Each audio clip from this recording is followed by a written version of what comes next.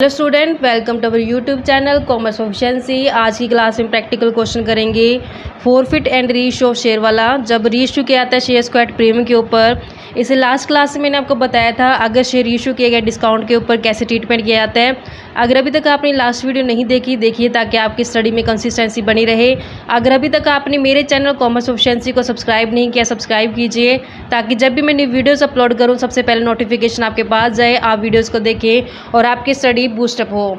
आज हम practical question करेंगे। सबसे पहले हम प्रैक्टिकल क्वेश्चन है जो उसकी स्टेटमेंट पढ़ते हैं एग्जांपल 26 की।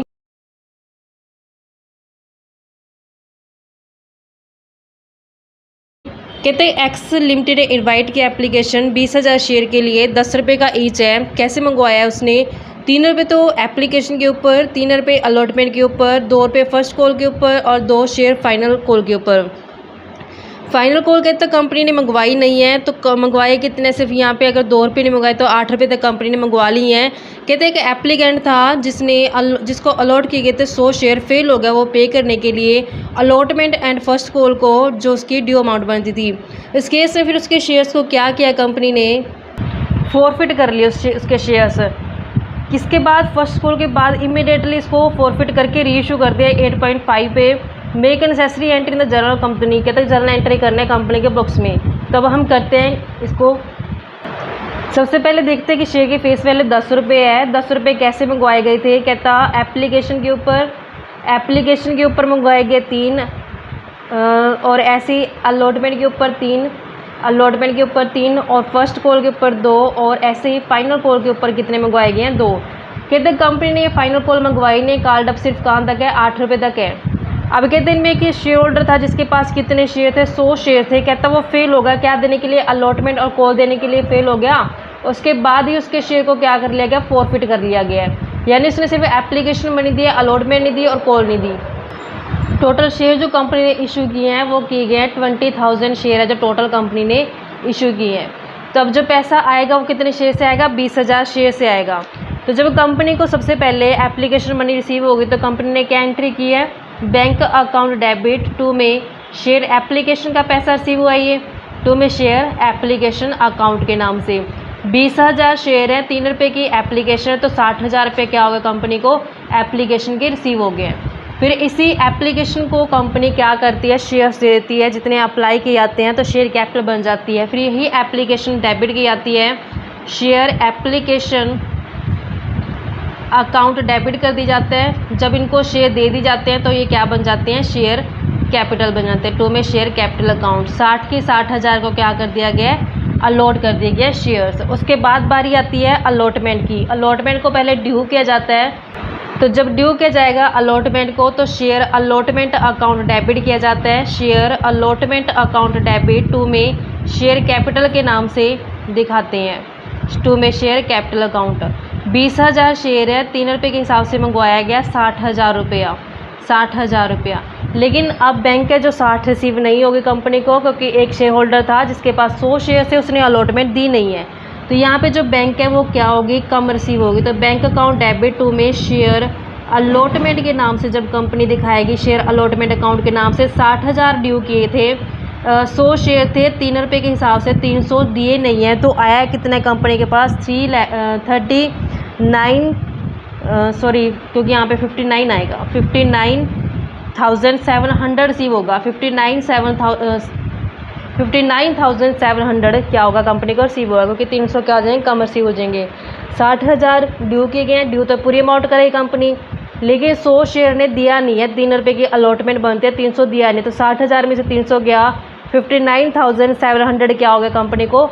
अलॉटमेंट का अमाउंट रिसीव होगा। उसके बाद ड्यू करते हैं कॉल को। फर्स्ट कॉल को जब ड्यू करे कंपनी तो एंट्री क्या करेगी? Share first call account debit 2 में शेयर कैपिटल के नाम से दिखाएगी, शेयर कैपिटल के नाम से। 20,000 शेयर है, 2 रुपये की कॉल है, तो 40,000 रुपये कंपनी ने ड्यू कर दिए। अब जब बैंक रिसीव होगा वो कम रिसीव होगा, 40 नहीं रिसीव होगा। क्यों? क्योंकि एक शेयर होल्डर ने कॉल नहीं दी है। 2 में शेयर फर्स्ट कॉल के नाम से, 40,000 ड्यू बनता है। अब कितने शेयर्स हैं? 100 शेयर है, 2 रुपये के हिसाब से 200 रुपया नहीं आया, तो आया कितना है? 39,800 क्या होगी? बैंक रिसीव होगी। अब कहते हैं कि फर्स्ट कॉल के बाद ही इमीडिएट फॉरफिट कर लिया गया शेयर को। जब फॉरफिट किया गया उससे शेयर कैपिटल कम हो जाती है, तो एंट्री क्या करती है, share capital account debit. Share holder ने एक तो अलॉटमेंट नहीं दी, तो टू में शेयर अलॉटमेंट अकाउंट के नाम से, एक उसने कॉल नहीं दी टू शेयर फर्स्ट कॉल के नाम से। जो उसने पैसा पे कर दिया वो कहाँ चला जाएगा, शेयर फॉरफिट में चला जाएगा। अब 100 शेयर थे, 8 रुपये मंगवाए गए तो उसे 800। 100 शेयर थे, उसने 3 रुपये की अलॉटमेंट नहीं दी, 300। 100 शेयर थे, उसने 2 रुपये की कॉल नहीं दी, 200। तब 100 शेयर ने दिया कितने, 8 में से 6 नहीं दी, तो दिए कितने, सिर्फ 2 रुपये दिए उसने, सॉरी 3 रुपये दिए उसने। 3 रुपये क्या कर ले कंपनी, फॉरफिट कर लेगी, यानी कि 300 क्या कर ले कंपनी ने, फॉरफिट कर लिया। अब इसको क्या कर देगा, री इशू कर दिया गया। अब हमने देखा कि इसे 8 रुपये कॉल थे, 8 रुपये मंगवाए थे, कंपनी ने इसको री इशू कर दिया 8 रुपये 50 पैसे में। यानी कि यहाँ पे जो पॉइंट 50 है वो क्या, इसके अंदर सिक्योरिटी प्रीमियम है, यानी कि क्योंकि इसकी कॉल्ड अप वैल्यू सिर्फ 8 रुपये बनती है ना, 8.5 में रीइशू कर दिया, तो यहाँ पे प्रीमियम पे रीइशू कर दिया है। शेयर कितने थे, 100 शेयर थे, 100 के 100 क्या कर दिए गए, रीइशू कर दिए गए हैं। जब कंपनी रीइशू किया तो उससे क्या होता है, बैंक आता है। तो कंपनी क्या एंट्री करेगी रीइशू करने की, बैंक अकाउंट डेबिट। रीइशू करने से शेयर कैपिटल बढ़ जाती है, 2 में शेयर कैपिटल अकाउंट के नाम से। 100 शेयर 8.5 में रीइशू कर दिया, तो यहाँ पे कंपनी को 850 रुपये जो रिसीव हो गए हैं। अब देखा हमने कि जो रीइशू किए गए वो प्रीमियम के ऊपर किए गए हैं, तो यहाँ पे फेस वैल्यू आएगी। शेयर कैपिटल के आगे हमेशा फेस वैल्यू आती है, फेस वैल्यू कितनी है, 8, तो यहाँ पे शेयर कैपिटल के आगे कितना आ जाएगा, 800। तो 2 में सिक्योरिटी प्रीमियम के नाम से 100 शेयर है, 0.50 क्या यहाँ पे सिक्योरिटी प्रीमियम, तो 50 रुपये किसके हो जाएंगे, सिक्योरिटी प्रीमियम के। तो यहाँ पे टोटल 850 क्या हो गए हैं, रीइशू का रिसीव हो चुका है कंपनी को। उसके बाद हिसाब किया था फॉरफिट का। अब यहाँ पे हमने देखा जब फॉरफिट किया तो 300 था, तो क्या यहाँ पे शेयर्स को डिस्काउंट पे इशू किया, नहीं, तो यहाँ पे पूरे 300 का 300 कहाँ जाएगा, कैपिटल रिजर्व में चला जाएगा। तो एंट्री क्या बन जाएगी फिर, शेयर फॉरफिट अकाउंट डेबिट हो जाएगा, शेयर फॉरफिट अकाउंट डेबिट कर दिया जाएगा।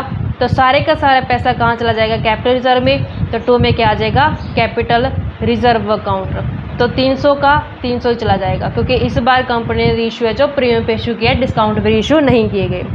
अब बारी आती है बैलेंस शीट में दिखाने की। बैलेंस शीट में कैसे दिखाया जाए इसको, सबसे पहले बनाया जाता है नोट्स टू अकाउंट्स बनाया जाता है।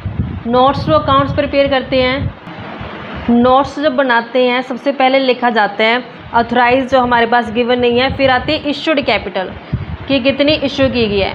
यहाँ पे इशू कैपिटल में हमें क्वेश्चन में डिफाइन था कि 20,000 शेयर हैं, 10 रुपये के हिसाब से तो 2 लाख बन गई है।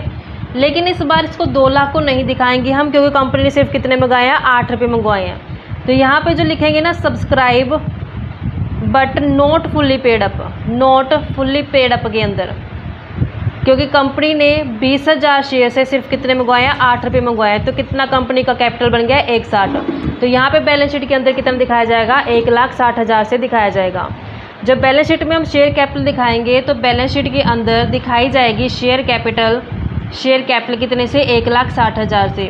फिर सेकंड हेड आता है हमारे पास रिजर्व एंड सरप्लस का।